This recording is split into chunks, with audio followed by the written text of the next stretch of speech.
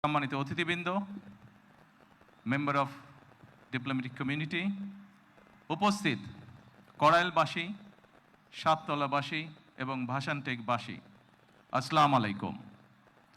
আজকে এই অনুষ্ঠানটি আমাদের জন্য অত্যন্ত একটি গুরুত্বপূর্ণ অনুষ্ঠান, একটি স্মরণীয় দিন এবং একটি ঐতিহাসিক অনুষ্ঠান।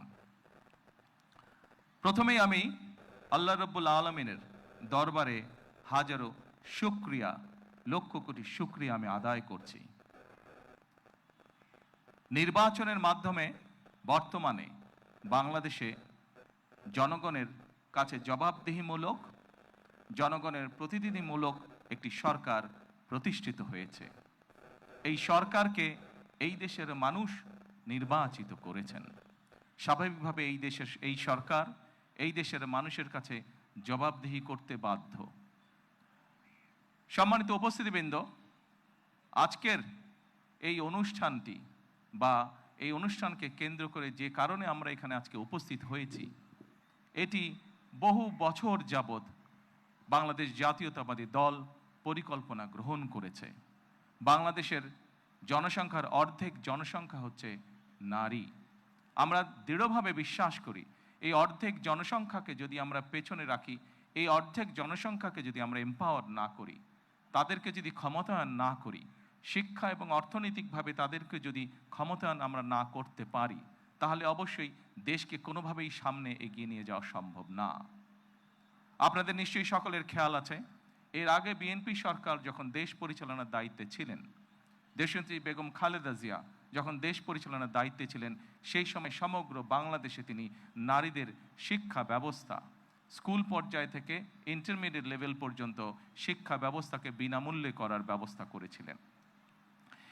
সেই শিক্ষিত নারী সমাজকে আজকে আমরা অর্থনৈতিকভাবে এম্পাওয়ার করতে চাই, অর্থনৈতিকভাবে তাদের সচ্ছলতা গড়ে তুলতে চাই, এবং সেই লক্ষ্যকে সামনে রেখেই বর্তমান সরকার গঠনের আগেই পরিকল্পনা গ্রহণ করেছে কিভাবে নারীদেরকে আমরা ক্ষমতায়ন করব, অর্থনৈতিকভাবে সচ্ছল করে গড়ে তুলব। এবং তারই অংশ হিসাবে আজকে এই ফ্যামিলি কার্ড আমরা সমগ্র বাংলাদেশে পর্যায়ক্রমিকভাবে ইন্ট্রোডিউস শুরু করলাম। আজকে আমরা প্রাথমিক পর্যায়ে, আপনারা নিশ্চয়ই এর মধ্যে বক্তব্য শুনেছেন, প্রাথমিক পর্যায়ে আমরা যেহেতু সরকারের কিছু নিয়ম নীতি আছে, আমাদেরকে সেই সকল নিয়ম নীতির মধ্যে দিয়ে আমাদেরকে একটি কাজ শুরু করতে হবে, এবং সেই নিয়ম নীতির অংশ হিসাবেই প্রথমে পাইলট প্রজেক্ট করতে হবে। সমগ্র বাংলাদেশে 14টি জায়গায় বা 14টি উপজেলায় এই কাজ শুরু হয়েছে। এর ভেতরে এই মুহূর্তে প্রায় 37,000 নারী অংশগ্রহণ করছেন।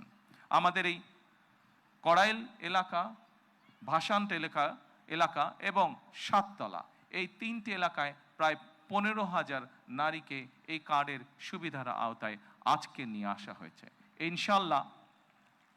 ইনশাল্লাহ আমি দৃঢ়ভাবে বিশ্বাস করি আমার সরকার পর্যায়ক্রমিকভাবে বাংলাদেশে যে 4 কোটি পরিবার রয়েছে, সেই 4 কোটি পরিবারের যারা নারী প্রধান, তাদের কাছে আগামী 5 বছরের মধ্যে ইনশাল্লাহ পর্যায়ক্রমিকভাবে সকলের কাছে আমরা এই ফ্যামিলি কার্ড নিয়ে যেতে সক্ষম হব ইনশাল্লাহ।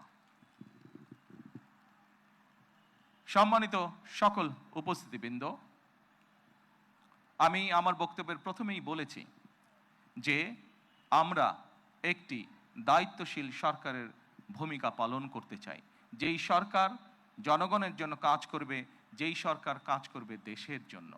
আমরা জনগণের কাছে জবাবদিহি থাকতে চাই, এবং তারই একটি অংশ হিসাবে আমাদের দল, বাংলাদেশ জাতীয়তাবাদী দল, নির্বাচনের পূর্বে আমরা বাংলাদেশের মানুষের কাছে প্রতিশ্রুতি দিয়েছিলাম, বাংলাদেশের নারী সমাজের কাছে প্রতিশ্রুতি দিয়েছিলাম যে বিএনপি সরকার গঠন করতে সক্ষম হলে আমরা এই ফ্যামিলি কার্ডের কাজ শুরু করব।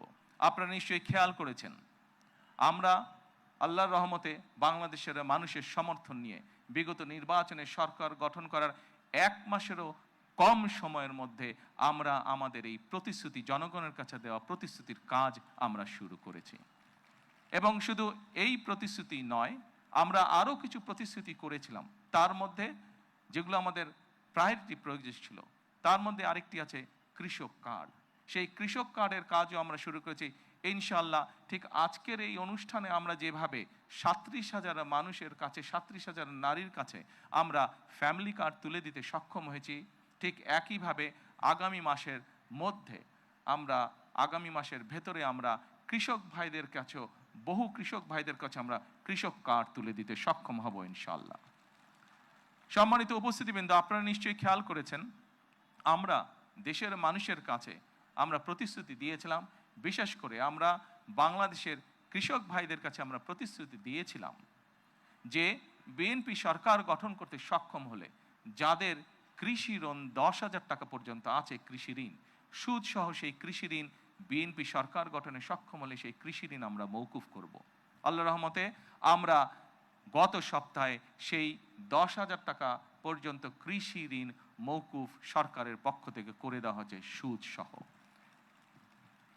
এইভাবে একে একে আমরা জনগণের কাছে দেওয়া প্রতিশ্রুতিগুলো, যেই প্রতিশ্রুতিগুলো পূরণের মাধ্যমে জনগণের ভাগ্যের পরিবর্তন হবে, যেই প্রতিশ্রুতিগুলি পূরণের মাধ্যমে, একটি সরকারের প্রতিশ্রুতি পূরণের মাধ্যমে দেশের ভাগ্যের পরিবর্তন হবে, জনগণের ভাগ্যের উন্নয়ন ঘটবে, সেই প্রতিশ্রুতিগুলো আমরা ধীরে ধীরে পর্যায়ক্রমিকভাবে যে কোনো মূল্যে পূরণের চেষ্টা করব।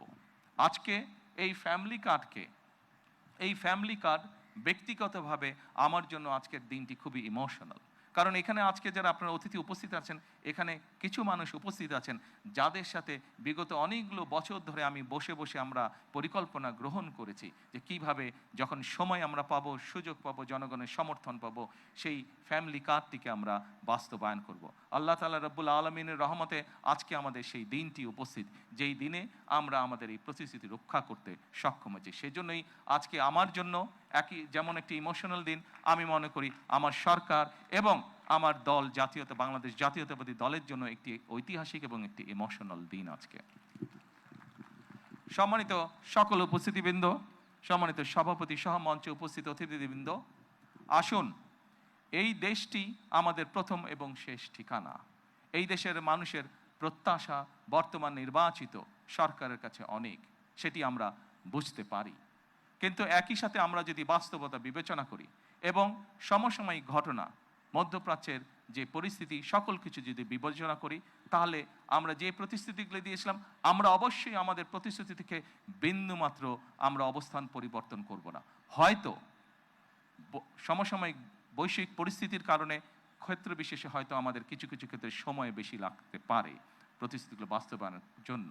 সেজন্যই আজকে আমি সকলকে অনুরোধ করব, এখানে যে সকল এলাকাবাসী উপস্থিত আছেন, আপনাদের মাধ্যমে সমগ্র দেশবাসী যে সকল উপস্থিত আছেন, আপনাদের মাধ্যমে সমগ্র দেশবাসীকে এবং মিডিয়ার মাধ্যমে সমগ্র দেশবাসীকে আমি অনুরোধ করব যে আসুন আমরা ধৈর্যের সাথে সমগ্র পরিস্থিতি মোকাবেলা করি, আমরা ধৈর্যের সাথে সুন্দরভাবে আমাদের এই দেশটিকে গড়ে তুলি। সম্মানিত সকল অতিথিবৃন্দ, আমি নির্বাচনের সময় একটি কথা প্রায় বলতাম, প্রত্যেকটি নির্বাচনী জনসভায় আমি একটি কথা আমার বক্তব্যের শেষে আমি তুলে ধরতাম। সেই কথাটি ছোট্ট একটি স্লোগানের মতন, আপনাদের সকলেরই কম বেশি জানা আছে, সমগ্র বাংলাদেশের মানুষের কাছে স্লোগানটি পৌঁছে গেছে। আজকে সেই স্লোগানটি দিয়ে আমি আমার বক্তব্য শেষ করতে চাই। সেই স্লোগানটি ছিল, করব কাজ, গড়ব দেশ, সবার আগে বাংলাদেশ। সকলকে আবারও আন্তরিকভাবে ধন্যবাদ জানিয়ে আজকে আমার বক্তব্য আমি শেষ করছি। আল্লাহ হাফেজ। বাংলাদেশ জিন্দাবাদ।